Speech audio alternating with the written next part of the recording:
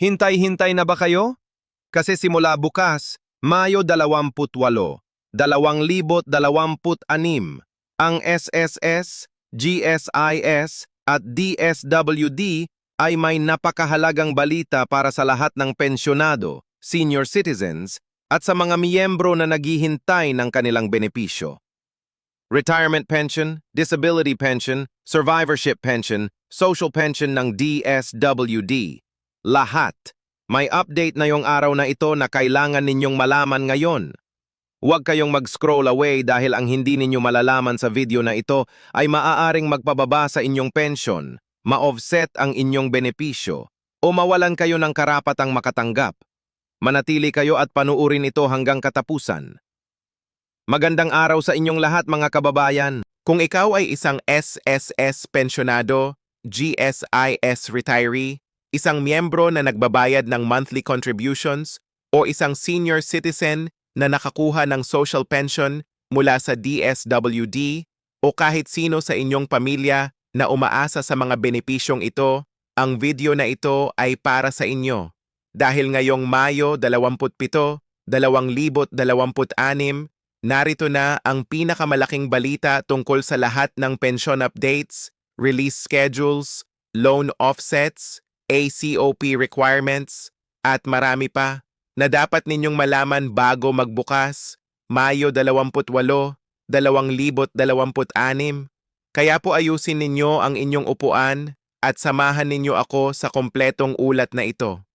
Una sa lahat, pag-usapan natin ang pinakamalaking balita ngayong 2026, ang SSS Pension Reform Program Tranche 2. Inilipat ng SSS ang implementation ng Scheduled 2026 pension increase mula September patungong Hunyo 2026 bilang bahagi ng early financial relief para sa mga miyembro at pensyonado na apektado ng pagtaas ng presyo ng kuryente, pagkain at gasolina. Ibig sabihin, kung kayo ay isang SSS retirement pensioner or disability pensioner, ang retirement at disability pensions ay tataas ng 10% habang ang death at survivor benefits ay tataas ng 5% at ang early implementation ay inaasahang maglalabas ng humigit kumulang 6.5 bilyong piso sa karagdagang benepisyo mula Hunyo hanggang Agosto 2026 na direktang susuporta sa milyon-milyong pensyonado at kanilang mga pamilya.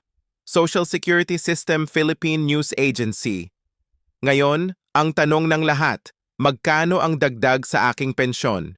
Sa ilalim ng pagkalkula, ang isang pensyonadong tumatanggap ng 3,000 piso bawat buwan ay makakakuha ng karagdagang 307 piso at 50 sentimo simula Hunyo 2026. At sa taong 2027, ang buwanang pensyon ay tataas ng halos 473 piso kumpara sa orihinal na halaga. Para sa mga minimong pensyonado, ang minimum na pensyon na 2,000 piso ay tataas sa 2,200 piso, pagkatapos ay sa humigit kumulang 2,420 piso at maabot ang halos 2,682 piso sa Setyembre 2027. At ito ang magandang balita, hindi inanunsyo ng SSS ang anumang karagdagang requirements para sa application para sa mga kasalukuyang pensyonado. Ibig sabihin, ang adjustment ay automatikong malalaman sa inyong monthly payouts. Hindi na kayo kailangang pumunta sa SSS branch para lang makatanggap ng increase na ito. Cebu Daily News Plus 2. Ito ang Tranche 2 ng 3 taong Pension Reform Program. At ang Tranche 3 ay darating pa rin sa 2027, kaya ang mga benepisyo ay patuloy na tataas sa mga susunod na taon. Ito ang pinakamakasaysayang programa sa buong kasaysayan ng SSS na naglalayong tiyakin na ang bawat pensyonado ay makasabay sa pagbabago ng Consumer Price Index o CPI. Ang pagtaas ng presyo ng mga pangunahing pangangailangan tulad ng bigas, langis, gamot at kuryente ay patuloy na nakakaapekto sa ating lahat at kinikilala ng gobyerno na ang mga pensyonado ang pinaka-vulnerable sa mga ganitong pagbabago ng ekonomiya. Social Security System. Ngayon sa pag-usapan natin ang mga GSIS pensioners, ang ating mga guro, pulis, military, at lahat ng government workers na nagretiro na. Ang GSIS ay nag-update ng kanilang mga panuntunan para sa government retirees, pinabuti ang survivorship pensions, at ginagawang mas madali ang pag-avail ng annual cash gifts.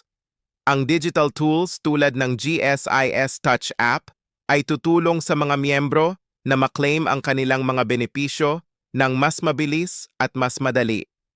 Para sa mga GSIS pensioners, alam ninyong mahalaga ang Annual Confirmation of Pensioners o ACOP. Ang ACOP ay maaari na ngayong gawin sa pamamagitan ng facial recognition sa GSIS Touch app. Hindi na kayo kailangang personal na pumunta sa branch para lang i-confirm ang inyong buhay at aktibong status bilang pensyonado. Ito ay isang napakalaking tulong lalo na sa mga matatandang pensyonado na mahirap lumabas ng bahay. KELTRAC YKNM. Para sa mga gustong i-verify ang kanilang GSIS pension records, mag-access ng GSIS eZone portal sa gsis.tuldok.gov.ph o i-download ang GSIS Touch app. Doon ay maaari na kayong mag-view ng pension records, mag-update ng personal information, at mag-download ng pension vouchers nang hindi na kailangang pumunta pa sa GSIS branch. Para sa mga may pending na concerns tungkol sa GSIS Zone portal records, kung ang inyong pension ay may discrepancy o kung ang inyong personal na impormasyon ay mali, iminumungkahi naming makipag-ugnayan sa pinakamalapit na GSIS branch o sa inyong GSIS branch manager para sa agarang resolusyon. Ngayon naman, tungkol sa ating mga minamahal na senior citizens na nakaka-receive ng DSWD Social Pension, ito ang programa ng Department of Social Welfare and Development para sa mga indigent na matatanda. Sa ilalim ng Republic Act numero 11,916 at 16, ang isang indigent senior citizen ay isang Pilipino na may edad 60 pataas na nakakatugon sa mga sumusunod na pamantayan: frail, sickly, o may disability. Hindi tumatanggap ng anumang pensyon mula sa SSS, GSIS, o anumang private insurance company, walang permanenteng pinagkukunan ng kita, at walang regular na financial assistance mula sa pamilya o kamag-anak. Kung ang inyong magulang o lolo at lola ay nakakatugon sa lahat ng ito, sila ay karapat-dapat sa social pension na 1,000 piso bawat buwan mula sa DSWD, Philippine Information Agency. Ang DSWD ay naglaan ng 51.8 bilyong piso para sa social pension program para sa 2026 na tumaas mula sa 49.8 bilyong piso noong 2025. Ang tumaas na alokasyon ay pangunahing nakalaan para tugunan ang backlog sa pag-enroll ng mga bagong benepisyo dahil sa limitasyon ng pondo na may daan-daang libo na na-validate bilang karapat-dapat ngunit nasa waitlist pa para sa program inclusion. Ang kabuuang budget ng DSWD ay tumaas sa 264.45 bilyong piso para sa 2026 na isang malaking pagtaas mula sa 215.8 bilyong piso na inilaan noong nakaraang taon. Philippine Information Agency, Philippine Information Agency. Para sa mga nagtatanong kung kailan ilalabas ang social pension ng DSWD, ang payout ay isinasagawa sa pamamagitan ng 2 paraan: ang fund transfer sa LGUS at sa pamamagitan ng DSWD staff mismo.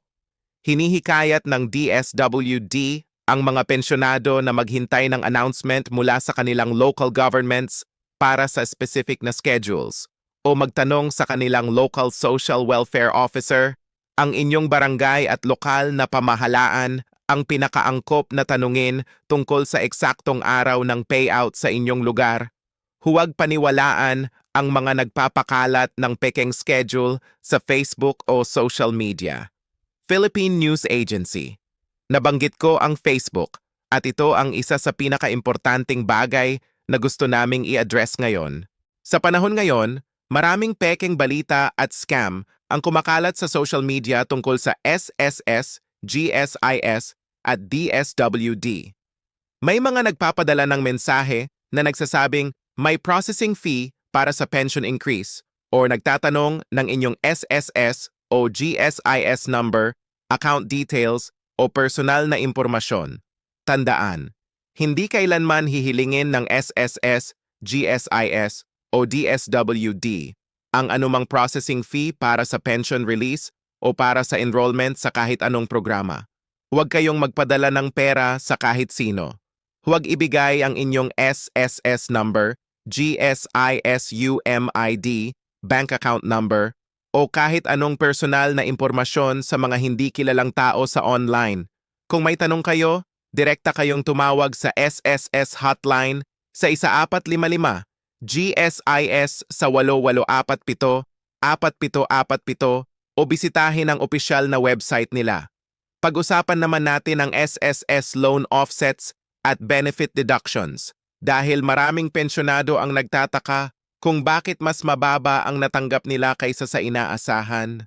Kung ikaw ay may pending na salary loan, housing loan, o emergency loan sa SSS, maaari itong direktang i-deduct sa iyong monthly pension o sa iyong benefit claims. Ang tinatawag na benefit offset ay nangyayari kapag ang inyong SSS o GSIS ay nagdeduct ng loan balance mula sa inyong pension payout. Para ma-check ang inyong loan balance at monthly deductions, mag-login sa inyong MySSS portal sa MyTuldok sss.tuldok.gov.ph o i-download ang MySSS app sa Google Play o App Store. Doon ay makikita ninyo ang inyong loan balance, monthly deductions, at ang status ng inyong mga benepisyo. Para sa mga gusto ng loan restructuring, ang SSS ay mayroon ding loan restructuring program na nagbibigay ng pagkakataon sa mga miyembro na i-restructure ang kanilang overdue loans. Ang SSS ay nag-ease ng eligibility requirements para sa emergency loan program. Mula sa dating 36 na months ng contributions ay nabago na ito sa 18 months na nagpapahintulot sa mga qualified na miyembro na manghiram ng hanggang 20,000 piso sa reduced interest rate na 7% per annum na may 6 na buwang repayment moratorium. Ito ay isang malaking tulong para sa mga miyembro na nangangailangan ng emergency funds ngayong panahon ng mataas na presyo. Inquirer Tuldok.net. Para sa mga nagtatalong ang Basic Monthly Pension o BMP, alam ng SSS na ang inyong final monthly pension ay kinakalkula batay sa 3 paraan at ang pinakamataas sa 3 ang siyang gagamitin. Una, 300 piso plus 20% ng average monthly salary credit o AMSC plus 2% ng AMSC para sa bawat taon ng credited service na mahigit sa 10 taon. Pangalawa, 40% ng AMSC. At pangatlo, ang minimum pensyon na 2,000 piso. Malaman ninyo kung alin sa 3 ang mas malaki, iyon ang magiging inyong pensyon. At kasama rin dito ang dependence allowance na 500 piso para sa bawat qualified dependent na anak hanggang 5 anak. Ngayon, para sa mga SSS pensioners na naghihintay ng kanilang Annual Confirmation of Pensioners o ACOP, ito ay isang kritikal na proseso na dapat gawin upang mapanatili ang inyong pension status. Ang ACOP para sa SSS ay maaaring gawin sa pamamagitan ng MySSS online portal o sa pamamagitan ng SSS accredited banks o personal na pagpunta sa pinakamalapit na SSS branch na may valid ID. Kailangan ng valid government-issued ID para sa in-person ACOP verification. Kung hindi ninyo ma-accomplish ang inyong ACOP sa deadline, Maaaring mapigilan ang inyong pension payouts hanggang makomplete ang verification. Kaya siguruhing naka-update ang inyong accounts at na-confirm na ang inyong pensioner status. Para sa mga government workers at guro na nakaka-receive ng GSIS retirement pension, lalo na ang mga school teachers, alam nating lahat na ang inyong GSIS retirement pension ay kinakalkula batay sa inyong years of service at average monthly compensation. Sa ilalim ng Enhanced Pension Program, ang mga retiree na may matagal na serbisyo ay nakakakuha ng mas mataas na enhanced pension. Para ma-check ang inyong GSIS pension records at old age pension records sa GSIS e-Zone portal, pumunta sa GSIS Tuldok.gov.ph at i-access ang inyong account gamit ang inyong GSIS ID card at registered credentials. Kung hindi kayo makaka-access online, bisitahin ang pinakamalapit na GSIS branch na may dalang GSIS ID card at proof of address, certificate ng buhay o residence certificate at updated bank account details. Para sa mga senior citizens na tumatanggap ng DSWD Social Pension at gusto nilang i-verify ang kanilang status o i-update ang kanilang personal information, bisitahin ang inyong lokal na Office for Senior Citizens Affairs o OSCA o ang Municipal o City Social Welfare and Development Office sa inyong lugar. Sila ang mag-a-assist sa inyo sa pagkumpirma ng inyong enrollment status, pag-update ng inyong information, at pag-follow up ng inyong pending payout. Maaari rin kayong lumapit sa LGU para sa LGU Supplemental Pension Programs dahil maraming local government units sa Pilipinas ang nagbibigay ng karagdagang supplemental pension para sa kanilang senior citizens bilang dagdag sa DSWD Social Pension. Ngayong pag-usapan naman ang SSS Contributions for Active Members para sa mga aktibong nagtatrabaho at nagbabayad ng monthly SSS contributions. Sinigurado ng SSS na sa loob ng 3 taong pension reform program, walang pagtaas sa contributions. Ibig sabihin, ang inyong buwanang kontribusyon ay mananatiling pareho habang tinatamasa ng mga pensyonado ang mas mataas na benepisyo. Ito ay isang malinaw na mensahe mula sa SSS. Ang mga miyembro ay hindi kailangang mag-alala tungkol sa dagdag na pasanin sa kanilang sweldo habang tinatamasa ng mga pensyonado ang mga benepisyo ng Pension Reform Program. Philippine Information Agency. Para sa mga nagtatanong tungkol sa staggered release schedule ng mga pension payouts, ang SSS at GSIS ay nagpapalabas ng mga pension sa iba't ibang araw batay sa inyong pension account number o sa huling digit ng inyong SSS o GSIS number. Upang malaman ang eksaktong release date ng inyong pensyon ngayong Hunyo 2026, log in sa inyong My SSS portal o GSIS e-Zone portal o makipag-ugnayan sa inyong accredited bank. Ang mga pensyonado na ang pensyon ay direktang inikredit sa kanilang bangko ay maaari ring mag-check sa kanilang bank account online o sa ATM. Ngayon, para sa mga bagong retiree na nagtataka kung kailan nila matatanggap ang kanilang unang pensyon, mangyari lamang sundan ang proseso. Una, i-file ang inyong retirement claim sa SSS o GSIS na may kumpletong mga dokumento. Pangalawa, i-update ang inyong personal na impormasyon kabilang ang inyong bank account details. Pangatlo, hintayin ang approval ng inyong claim at ang designation ng inyong pension amount. At kapag approved na, ang inyong pension ay automatikong darating sa inyong account ayon sa scheduled release dates ng SSS o GSIS. Para sa mga miyembro ng SSS na nag-iisip pa lang mag-retire, tandaan na ang SSS ay nagbibigay ng retirement benefit sa 2 paraan. Ang monthly pension para sa mga miyembro na may 100 at 20 months o 10 taon ng contributions, at ang lump sum para sa mga may wala pang 100 at 20 months.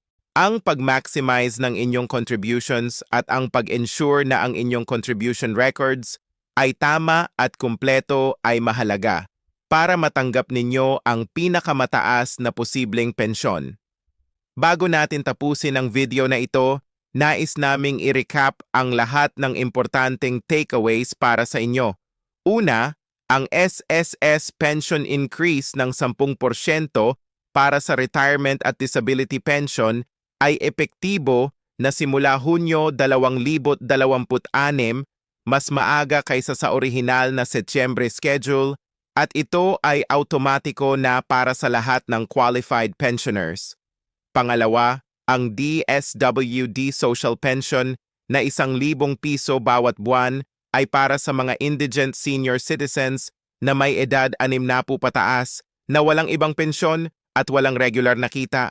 At ang 2026 na budget para dito ay 51.8 bilyong piso na.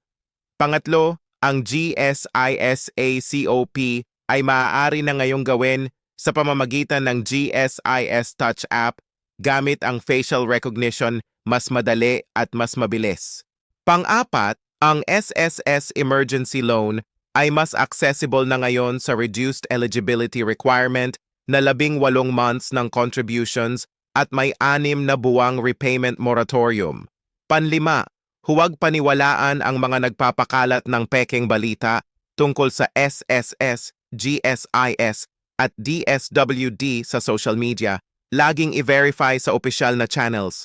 Simula bukas, Mayo 28, 2026, magsimula na kayong i-check ang inyong My SSS app, GSIS e-Zone portal, o makipag-ugnayan sa inyong LGU para sa pinakabagong update sa inyong pension status at benepisyo.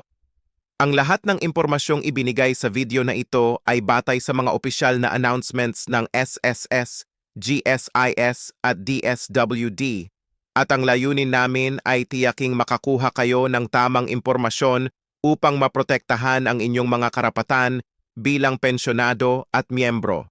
Kung nakatulong ang video na ito sa inyo, mag-like, mag-share, at mag-subscribe para sa mga susunod na update. At kung may katanungan kayo, ilagay ninyo sa comment section at susubukan naming sagutin ang bawat isa. Maraming salamat sa inyong panood, ingat lagi at magkita-kita tayo sa susunod na video.